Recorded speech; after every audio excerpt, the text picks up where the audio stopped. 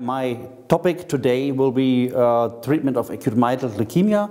A little bit about the history when we started, or not me, but my other colleagues in '78 with a disease which, in almost all children died.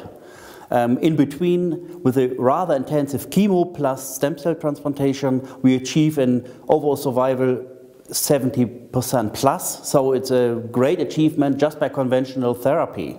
The problem still is, as mentioned, it's rather intensive, and we are still looking for new options of treatment with equal or better, even better efficacy, but less toxicity. And this will be the main issue in this topic, to have or in this session, to discuss the diagnostic biology and finally, mostly the treatment of acute myeloid, but also acute lymphoblastic leukemias. We have to learn much more about leukemogenesis, about the clonal evolution of the leukemic stem cell, to find new targeted, rather specific drugs targeting these specific molecular events, and by this it might be feasible to eradicate the leukemia.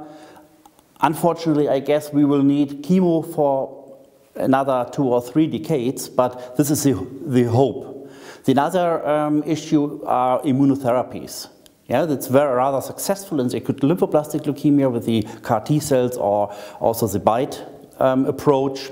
In AML, it's still a problem because we have not such a nice target like CD19. In ALL, we have just the CD33 or 123. Using treatment against these antigens, you just eradicate the myelopoiesis, and this is at the moment not feasible. But I guess we will find their options, and this will be another perspective finally to cure more or less all children. At the moment, I guess there is a breakthrough in the acute lymphoblastic leukemia. There are children in 3rd line or even 4th line treated with these CAR T cells and achieving complete remission, which was completely unexpected with other conventional treatment.